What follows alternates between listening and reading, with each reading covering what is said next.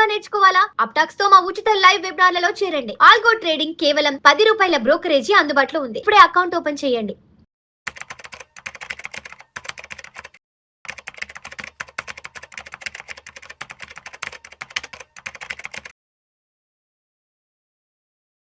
Hello everyone, అందరి Suman TV ప్రేక్షకులందరికీ weekend wrap up on the మార్కెట్స్లో ఈ వీడియో చేస్తూ ఉన్నాము. సో ఈరోజు మార్కెట్స్ మీరు కానీ గమనించినట్లయితే కంప్లీట్గా టూ మచ్ ఆఫ్ నెగిటివ్తో స్టార్ట్ అయ్యిందండి. సో ఒక టైంలో అయితే 300 పాయింట్స్ బిలో నిఫ్టీ అంటే హై నుంచి మనం చూసుకున్నట్లయితే ఆ టైంకి చాలా నెగిటివ్గా వెళ్ళింది. దానికి రీజన్స్ మనం ముందు అంత వాలటైల్గా ఈరోజు ఎందుకు అంత సెషన్ ఉందంటే main reason week posting of Accenture results. ఎప్పుడైతే యాక్సెంచర్ అంటే ఐటీ కంపెనీ యాక్సెంచర్ ఎప్పుడైతే వీక్ గైడెన్స్ కానీ వాటి గ్రోత్ గురించి అంటే ఐటీ కంపెనీస్ గ్రోత్ గురించి కానీ ఎప్పుడైతే కొంచెం వీక్గా పోస్ట్ చేశారో రిజల్ట్స్ని, సో ఇమీడియట్గా ఐటీ ప్యాక్ అంతా కూడా either you take HCl tech కానీ లేకపోతే విప్రో అన్ని కంపెనీస్ కూడా ఆల్మోస్ట్ 3 to 5% వరకు ఒక టైంలో నెగిటివ్ అయిపోయండి. అలానే ఐటీ ఇండెక్స్ అయితే ఆల్మోస్ట్ 3-year ఇండెక్స్కి లోయెస్ట్ పాయింట్కి వెళ్ళిపోయింది. సో ఒకవైపు యుఎస్ ఇరాన్ పీస్ టాక్స్ అన్ని అగ్రిమెంట్ అయిపోయాయి. అలానే ఈరోజు స్విట్జర్లాండ్లో కూడా ఈ వార్కి ఎండ్ చేద్దాము అనే ఒక డెసిషన్తో మీటింగ్ ఉండేదండి. బట్ ఎప్పుడైతే ఇజ్రాయెల్ మళ్ళీ లెబనాన్ మీద అటాక్స్ అంటే ఒకవైపు అక్కడ పీస్ టాక్స్ జరుగుతున్నాయి, ఒకవైపు ఇజ్రాయెల్ మళ్ళీ లెబనాన్ మీద అటాక్ ఎప్పుడైతే స్టార్ట్ చేసిందో ఇమీడియట్గా వాళ్ళు ఆ పీస్ టాక్స్ ఏవైతే ఉన్నాయో అంటే ఆ మీటింగ్ ఏదైతే ఉందో అది పోస్ట్పోన్ చేసుకున్నారు. దాన్ని కూడా మార్కెట్ కొంచెం నెగిటివ్గా మనం తీసుకున్నట్లుగా కనిపిస్తుందండి. సో ఇవి మనకి మేజర్ ఈ 2 రీజన్స్ మార్కెట్స్ని చాలా నెగిటివ్గా తీసుకెళ్లాయని చెప్పొచ్చు. బట్ ఇమీడియట్గా రికవరీ కూడా బాగానే మనకి కనిపించిందండి. అగైన్ ఫైనల్లీ మార్కెట్స్ చూసుకున్నట్లయితే 24,000 అబౌవ్నే క్లోజ్ అయ్యాయి. 24,013 దగ్గర మనకి క్లోజింగ్ అనేది నిఫ్టీ కనిపిస్తుంది.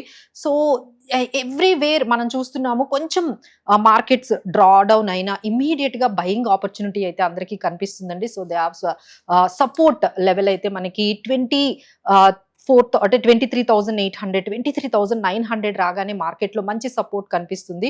సో ఇమీడియట్గా బయింగ్ కూడా అక్కడ నుంచి మనకి స్టార్ట్ అవ్వగానే మార్కెట్స్ కొంత రికవరీ అనేది మనకు కనిపిస్తుంది. అలానే గుడ్ న్యూస్ కూడా మనకి చాలా కనిపిస్తుందండి. ఒకవైపు మనకి క్రూడ్ ఆయిల్ అయితే $78, that is very good news.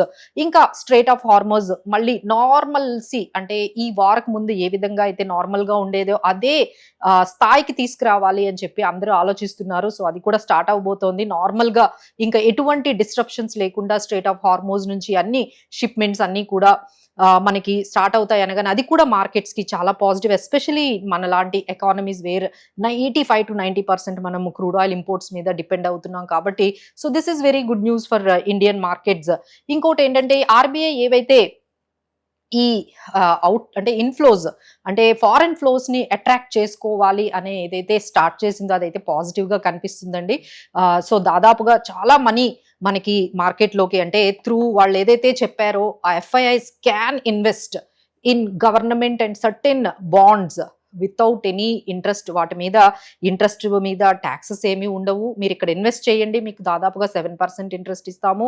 దాంతోపాటు క్యాపిటల్ గెయిన్స్ మీద కూడా ఎటువంటి ట్యాక్సెస్ ఉండవు అనగానే చాలా మంది ఎఫ్ఐఐస్ ఈ బాండ్స్లో ఇన్వెస్ట్ చేశారు. సో అలానే ఎఫ్సిఎన్ఆర్బి ద్వారా కూడా ఎన్ఆర్ఐస్ మనీని ఇండియాకి అట్రాక్ట్ చేస్తూ ఉన్నారు. 7.1% ఎఫ్సిఎన్ఆర్బిలో ఎవరైతే ఎన్ఆర్ఐస్ డిపాజిట్ చేస్తారో వాళ్ళకి 7.1% గ్యారంటీడ్ రిటర్న్స్ అనేవి ఎప్పుడైతే గవర్నమెంట్ ప్రపోజ్ చేసిందో స్టార్ట్ చేసిందో సో ఇమీడియట్ గా రూపీ అనేది 94 రూపీస్కి అంటే అగెనెస్ట్ $94 చాలా వరకు రికవరీ మంచి రికవరీ అనేది కనిపించిందండి. సో ఇక్కడ నుంచి ఎటువంటి ఫాల్ కొంచెం కనిపించిన ఇమీడియట్ గా బయింగ్ ఆపర్చునిటీ అయితే కనిపిస్తుంది. So this is overall. But what are the stocks and specific sectors we can look for? ఇలాంటి టైంలో ఎలాంటి చిన్న మీకు ఫాల్ ఎలాంటి వాలటిలిటీ కనిపించినా you can pick up few sectors and few stocks. So వాటి గురించి ఇప్పుడు చెప్దాం. సో ఇలాంటి టైంలో మార్కెట్స్ ఏ మాత్రం కరెక్ట్ అయినా ఒక బయింగ్ ఆపర్చునిటీ లాగా అంతా కనిపిస్తుందండి. వెంటనే మార్కెట్లో కూడా రికవరీ కనిపిస్తుంది. సో ఎలాంటి స్టాక్స్ మనం తీసుకోవాలి అంటే definitely we can see the crude oil prices ఎప్పుడైతే $78 ఇంకా మనకి ఫ్యూ ఫార్వర్డ్కి వెళ్ళినట్లయితే మేబీ $70 కూడా వచ్చినా మనకి క్రూడ్ ఆయిల్ ఆశ్చర్యపోక్కర్లేదండి. So we can focus on OMC అంటే ఆయిల్ మార్కెటింగ్ కంపెనీస్ కి ఇది చాలా పాజిటివ్ న్యూస్. లైక్ మీరు బీపీసీఎల్ తీసుకోండి, హెచ్పిసిఎల్ తీసుకోండి, వాటికన్నిటికీ కూడా చాలా పాజిటివ్ న్యూస్. అలానే ఎయిర్లైన్స్ కూడా చాలా వరకు ఈ పర్టికులర్ ఏదైతే క్రూడ్ ఆయిల్ అనేది తగ్గిపోతూ ఉందో వాటికి చాలా పాజిటివ్ గా ఉంటుంది. అలానే paints companies like Asian paints and cement companies, వీటన్నిటికీ కూడా ఈ క్రూడ్ ఆయిల్ ఎప్పుడైతే $70 వచ్చేస్తుందో చాలా పాజిటివ్ గా కనిపిస్తుంది. ఎందుకంటే స్ట్రేట్ ఆఫ్ హార్మోజ్ కూడా ఇప్పుడు ఓపెన్ చేసేస్తూ ఉన్నారు. So we can expect the crude oil prices would be around $75 వరకు వచ్చే అవకాశం కనిపిస్తుంది. అలానే టెక్స్టైల్ స్టాక్స్ కూడా కొంచెం ఆప్టమిజం కనిపిస్తుందండి. ఎందుకంటే India UK free trade agreement అనేది మనకి రోల్ అవుట్ అవ్వబోతోంది. So US India trade deal కూడా మనకు తెలుసు, అది కూడా ముందుకు వెళ్తోంది. సో జెనీవాలో అందరూ ప్రైమ్ మినిస్టర్స్ అందరూ కలిశారు. సో మేబీ అది కూడా మనకి టెక్స్టైల్ స్టాక్స్ కి చాలా పాజిటివ్ గా మనకి కనిపిస్తుంది. బట్ కొంచెం నెగిటివ్ గా మనకు కనిపించింది ఏంటంటే ఐటీ అండ్ మెటల్ అయితే there are going to be very volatility అనేది కనిపిస్తుంది.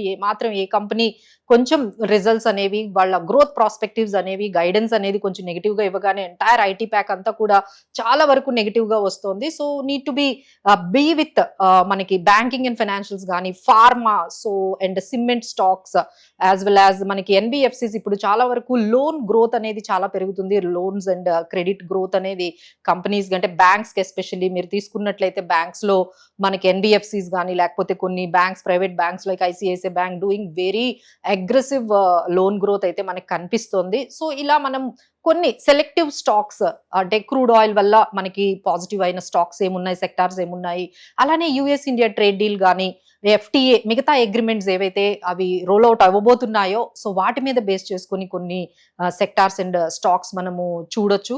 అండ్ గవర్నమెంట్ కూడా కొన్ని స్పెసిఫిక్ సెక్టార్స్ కి కొంచెం సపోర్ట్ అది ఇస్తుంది, లైక్ ఫెర్టిలైజర్స్ కి సపోర్ట్ ఇస్తుంది. సో ఇలాంటి స్టాక్స్ మనము ఇమీడియట్ గా కొంచెం మీకు ఏమాత్రం ఆపర్చునిటీ మార్కెట్ లో వాల్టిలిటీ అండ్ డౌన్ గ్రేడ్ అయినా మీరు ఇమీడియట్ గా ఆ స్టాక్స్ ని పికప్ చేసుకోవచ్చండి. బట్ రైట్ నౌ అంటే నెక్స్ట్ వీక్ ఎలా ఉండబోతుందంటే any positive news we can see 24,500 range వరకు కూడా మార్కెట్స్ వెళ్ళే అవకాశాలు ఉన్నాయండి. బట్ 23,800, 23,900 రాగానే మంచి సపోర్ట్ లెవెల్స్ కూడా కనిపిస్తున్నాయి. So be positive from the markets.